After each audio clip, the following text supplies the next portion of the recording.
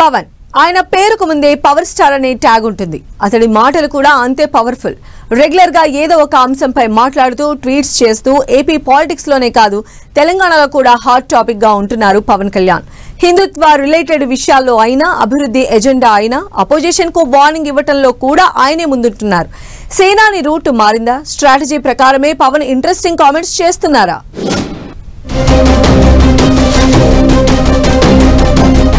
Political hot topic గా Pawan Kalyan comments. మొన్న దిష్టి వ్యాఖ్యలతో చర్చకు తెరలేపిన పవన్ సనాతన ధర్మ పరిరక్షణ బోర్డు ఉండాలంటూ ట్వీట్లు, వైసీపీ మళ్లీ రాదు తనది బాధ్యత అంటూ సవాళ్లు, పవర్ఫుల్ కామెంట్స్ తో లైమ్ లైట్ లో సేనాని. కొన్నాళ్లుగా ఆయన చుట్టే చర్చ, ఆయన చేస్తున్న వ్యాఖ్యలపై డిస్కషన్. టీవీ డిబేట్ అయినా, సోషల్ మీడియా ప్లాట్ఫామ్ మీదైనా పవన్ సెంట్రిక్ గానే చర్చ నడుస్తోంది. దానికి ఒకే ఒక్క రీజన్, ఆయన చేస్తున్న కామెంట్సే. ఈ మధ్య పవన్ మాట్లాడుతున్న ప్రతి మాట ఏదో విధంగా హాట్ టాపిక్ గా మారుతోంది.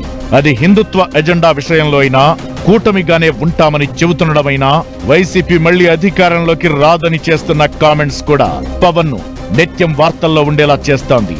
సేమ్ టైం అటు మంత్రి లోకేష్ తో పవన్ కు గ్యాప్ అంటూ చర్చ జరిగినా దానికి చెక్ పెట్టేలా ఆ ఇద్దరు అమరావతిలో కలుసుకోవడం, ఒకరిని ఒకరు ఆలింగనం చేసుకోవడం, ఇలా ఆయన చుట్టే డిస్కషన్ జరుగుతోంది. లేటెస్ట్ గా పవన్ చేసిన కామెంట్స్ ఏపీ తెలంగాణ పాలిటిక్స్ లో హాట్ టాపిక్ అయ్యాయి. కోనసీమ కొబ్బరి తోటలకు తెలంగాణ వాళ్ల దిష్టి తగిలిందంటూ పవన్ కళ్యాణ్ చేసిన వ్యాఖ్యలు రాజకీయ దుమారం లేపాయి. అటు బీఆర్ఎస్, ఇటు కాంగ్రెస్ లీడర్లు పవన్ కామెంట్స్ ను తప్పుబడుతూ విమర్శల దాడి చేశారు. పవన్ క్షమాపణలు చెప్పాలన్న డిమాండ్లు వెల్లువెత్తాయి. సారీ చెప్పకపోతే పవన్ సినిమాలు ఆడనివ్వబోమంటూ మంత్రి కోమటిరెడ్డి హెచ్చరించడం హాట్ టాపిక్ అయింది. మంత్రి పొన్నం, ఎమ్మెల్యే అనిరుద్ రెడ్డి, ఎమ్మెల్సీ బల్మూరి వెంకట్ వరుసబెట్టి పవన్ దిష్టి వ్యాఖ్యలను తప్పుబట్టారు. 4-5 రోజుల పాటు సేనాని కామెంట్స్ చుట్టూ రాజకీయ వేడి కొనసాగింది. పవన్ వ్యాఖ్యలపై దుమారం లేవడంతో జనసేన పార్టీ వివరణ ఇచ్చింది. పవన్ కళ్యాణ్ చేసిన వ్యాఖ్యలు వక్రీకరించొద్దంటూ కోరింది. ఆ తరువాత వివాదం కాస్త సద్దుమణిగినట్లయింది.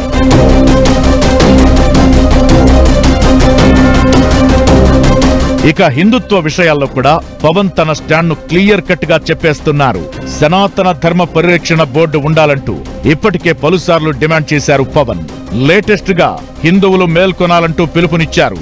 దేశంలో హిందువులను చులకనగా చూస్తున్నారని ఆవేదన వ్యక్తం చేస్తున్న పవన్ తిరుప్పరన్ కుండ్రంలో కార్తీక దీపం వెలిగించడంలో అడ్డంకులు పెడుతున్నారని మండిపడ్డారు. హిందువులు బలంగా నిలబడాలని ఆకాంక్షించారు. దేశంలో అత్యధిక సంఖ్యలో ఉన్న హిందువులు మత విశ్వాసాల కోసం న్యాయ పోరాటం చేయాల్సి వస్తోందని ఆవేదన వ్యక్తం చేశారు. అందుకే దేశంలో సనాతన ధర్మ పరిరక్షణ బోర్డును ఏర్పాటు చేయాలంటూ మరోసారి పవన్ గట్టిగా డిమాండ్ చేశారు. ప్రతి హిందువు తమ దేశంలో హిందువులు ఎదుర్కొంటున్న అవమానాలపై మేల్కొనే రోజు రావాలని కోరుకుంటున్నట్లు పవన్ ట్వీట్ చేయడం ఇంట్రెస్టింగ్ గా మారింది. ఇక వైసీపీ మళ్లీ అధికారంలోకి రానే రాదని పదే పదే చెబుతున్నారు డిప్యూటీ సీఎం పవన్. 2029లో మళ్లీ మేమే వస్తాం, అంతు తేలుస్తామంటూ చర్చకు దారి తీస్తున్నారు. 2029లో మళ్లీ పవర్లోకి వస్తామని కలలు కంటున్న వైసీపీకి కౌంటర్ ఇస్తూ వార్తల్లో నిలుస్తున్నారు.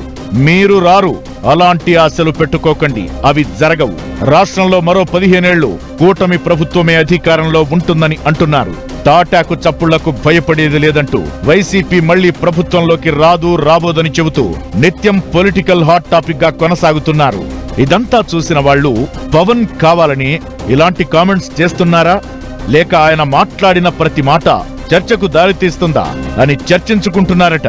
ఏదైనా సేనాని రూటే సెపరేటు. అధికారంలో ఉన్నా, అపోజిషన్ లో ఉన్నా ఆయన చుట్టే చర్చ జరగడం చిన్న విషయమేమీ కాదని, ఆయనకున్న ఇమేజ్, ఫ్యాన్ బేస్ అలాంటిదని మాట్లాడుకుంటున్నారు.